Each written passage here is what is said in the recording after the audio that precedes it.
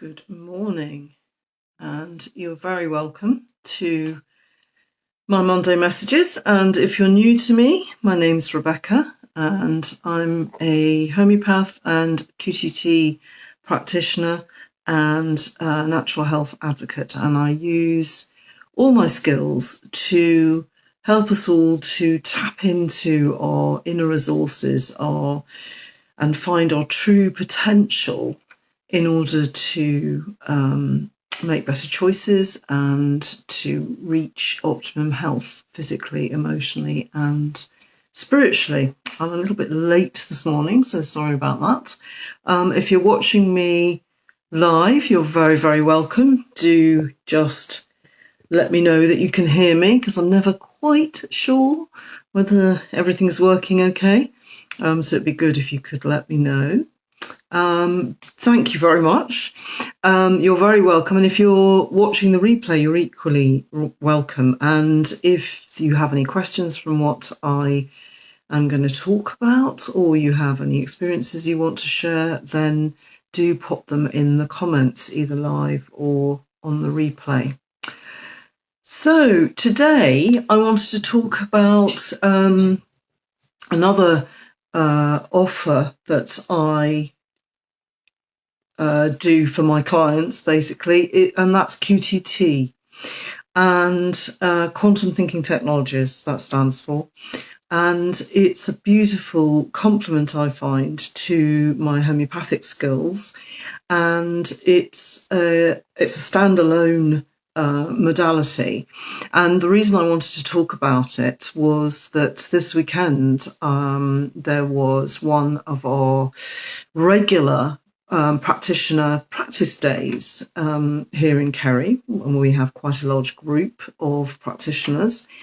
And unfortunately, I had to miss the day because I was fully booked, which is obviously a good reason to miss something. But I was reminded by the subjects that were chosen this time to practice of how valuable one of them in particular is, or can be, if you really tap into it. So these practice days are really an opportunity for us as practitioners to keep fine-tuning our skills, to practice on each other, to share experiences, and to constantly upgrade what we offer really to our clients. They're wonderful days, and I was really sad to miss it. But anyway, so the one of the things that was practiced this weekend was something called the 7BehaviouralCodes. And it's a real foundation stone really for understanding how to live in a much more regulated, calm, less triggered way. Very, very helpful for our own self-regulation, but also really fundamental in helping us to understand how others' behaviour might be serving them, and how actually most of what we do is nothing to do with anyone else. It's actually to do with our own codes and what is driving our behaviour. So this isn't the platform to go into those codes in great detail, but just broadly speaking, they are in line, similar to the chakra system, if any of you are aware of that, in that they are energy centres and they have an affinity with very particular parts of our bodies.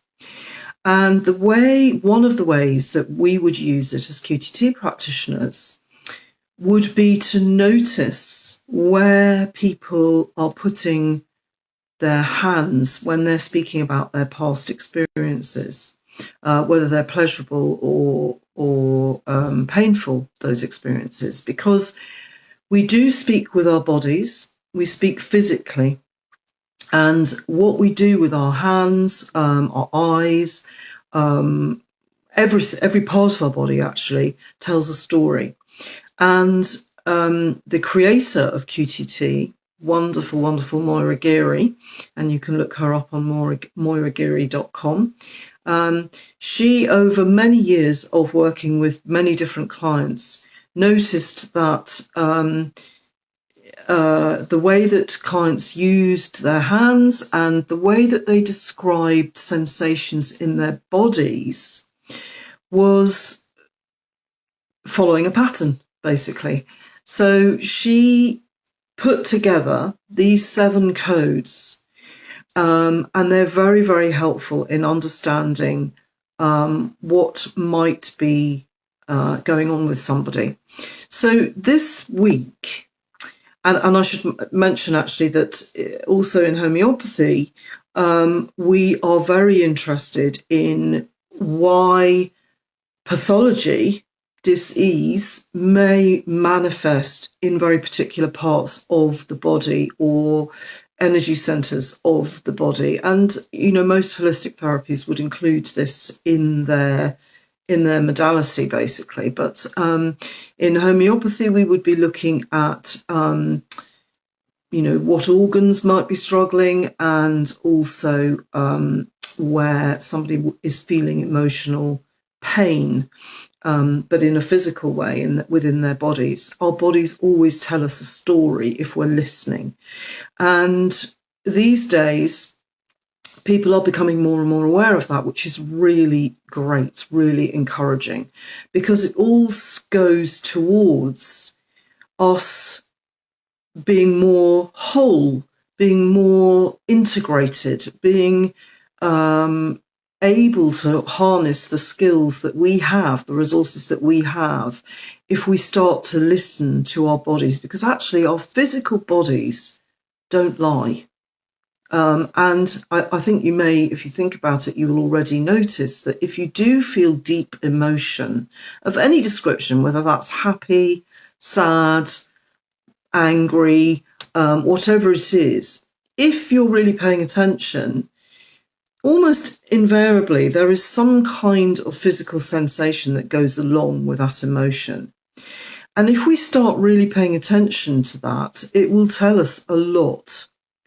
One of the codes that I find very powerful to understand, and I see a lot, is the third code, which is actually all about our importance, our relevance, our identity, really, and our kind of self-esteem is very much bound up within that code in our body.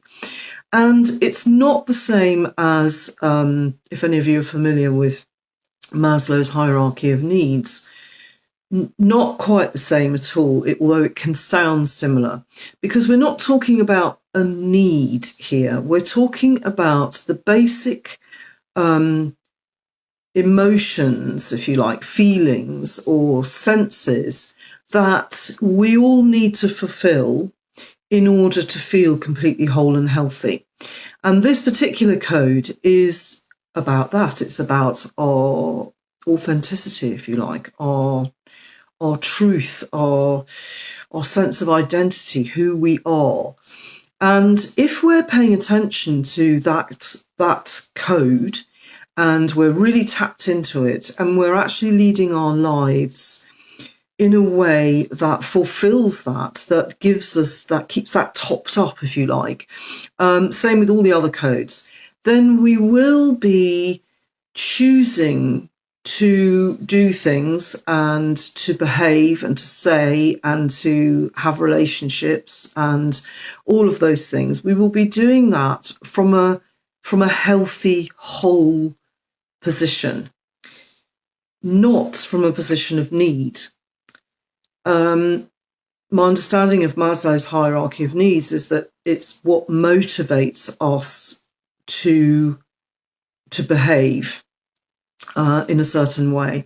And if that's governed by a need, then ergo there is some sense of lack there. With the codes, we're not operating from a sense of lack, because that is keeping our vibration very low, because it's ultimately a fearful state. So we're talking about becoming aware of what these codes are, how they're working for us, how we may have unplugged from them, we may have taken our eye off them, basically, and how, therefore, our behaviour may be stuck in a pattern of needing to top that code up, needing to fulfill it. So if I've had some kind of experience in the past where my sense of identity, my sense of importance or significance has been damaged, it's lacking in some way, and that code has been switched off or dialed down so much, my subconscious, because its role in my life is to try and protect me, to try and give me things that are going to make me feel how I need to feel, all my behaviour will be about trying to allow myself to feel that significance, to fill that hole, basically. And it's a bit like sugar cravings, basically, in that the subconscious will look for the quickest way to do that, the way that's going to give us the most instant gratification. And depending on my previous experiences in life, I might choose to actually be a bit of a bully, to be a bit dominating, because that may give me, if I make someone else feel insignificant, if I make someone else feel small and unimportant, then ergo that makes me feel temporarily important and significant. And that's what informs a lot of bullying behaviour. And it doesn't have to be overt bullying, it can just be, dominating, needing to be right. And then on the other side of that, it could be, based on my life experiences, that I choose to constantly seek praise, that I become kind of addicted to other people telling me, yes, you're important, yes, you're significant, what you've done is fantastic. And so I become a bit of a kind of praise junkie, if you like. So, and there are other ways that you might look to fulfill that need, because we do all need to feel some sense of authenticity, importance, and when we choose behaviour that constantly gives us that, but in a lasting, growing way, an aware, conscious way, then we no longer need to do the knee-jerk behaviour that gives us an instant but not lasting effect.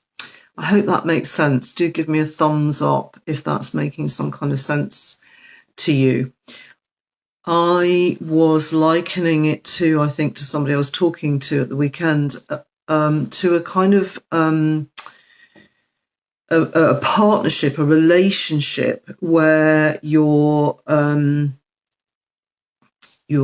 relationship is based on a need for each other, rather than two people. Thank you very much. Great. I'm glad that makes sense. Rather than a need for, it's a codependent relationship, and that can be a partnership, an intimate partnership. It can be a friendship. It can be a parent-child relationship where each person needs the other person in order to feel whole, in order to feel fully functioning. It's not terribly healthy, because we can only ever feel those things when we feel them within ourselves. So once we become aware of these codes, these beautiful codes, and we choose behaviours and practices that keep those fully spinning, fully topped up, full of juice, if you like, full of light, then that frees us up to have relationships where we already feel whole and happy and healthy, and we're actively, consciously choosing to be with the other person. We don't need them. in order to feel healthy and whole. We're choosing them because they make us feel good, or they complement us, or whatever the reason is. We're not choosing to be with someone out of fear of not being with them. And there's a big difference there. So anyway, I could talk for ages about these beautiful codes. They're just one of the many tools that QTT offers. And once we can become aware of them, and we can start noticing our own codes and also how other people may be operating in the world, it really helps us to stop being so judgmental, to stop taking things as personally as we can do, because we do tend to, if we're not fully conscious, we do tend to think that everybody else's actions are always to do with us, that they're always intended to hurt us, or to or the flip side, to make us feel good, whereas actually most of the time they're nothing to do with us at all. They're actually just someone else's attempt to fill a need, and to fill a need that might be lacking in a very particular coded part of the body. So this week, my message really was, for if you're not already doing it, or perhaps if you've sort of forgotten about it, is to try and encourage you to reconnect with your physical body and notice what sensations you might feel when you have deep emotions, or even any emotions, actually. Sometimes we need very deep emotions in order to feel anything, or be conscious of the feeling, basically. And sometimes we have deliberately, at some point in the past, switched ourselves off from feeling those emotions. It's something that I did a long time ago. And so sometimes things come up and I'm aware that I'm not feeling them. And that's sometimes when I reach out for help. So don't be ashamed to do that if you can't do things on your own, or if you feel it's too painful to feel. Your body's done that for a reason. So be conscious of that, and never think that you have to deal with things on your own. But encouraging us all to start noticing where we feel physical sensations. Thanks very much for the thumbs up. And to maybe even write them down, because if you're always feeling things in a certain area, you will start to become conscious of a pattern. Maybe that there's a pattern to the things that you feel are triggering a deep physical feeling within your body. So noticing where within your body you feel them, and what it is that has instigated that feeling. And that's all I want you to do this week, is just start noticing, start making the unconscious conscious, because that is the first step really towards being able to change and recalibrate ourselves so that we can experience life in a much more pleasurable, much more easy, calm, beautiful way. So if you want to know more about the 7 behavioural codes, then do pop onto my website, and that's in the link below. Thank you very much. More thumbs up. And I'm actually going to, I can't remember terribly because I haven't looked at my blogs for ages. I may have already written a blog on the behavioural codes. I can't quite remember, but I'm going to look at that today, and I will be posting a link to that if that's the case. And if I haven't, I'm going to write one. So those codes are fantastic for just getting to grips with thinking about our physical responses to emotional feelings, and they just give great clarity. I find them so useful to remember when I'm out there in the world and when I'm in there, in my world as well. So I hope you found that helpful. And if you've got any questions at all, do pop them in the comments below. Have a beautiful week and just start noticing your wonderful physical body and how much information it contains, and how if we are really listening, it can tell you so much. Thanks so much for joining me. I haven't seen any comments today. I don't know whether that's me or whether you're just listening, but if you have made comments and I haven't responded, apologies for that, and I will get back to you when I see them. Okay, brilliant. Thanks very much. Enjoy your week. Bye.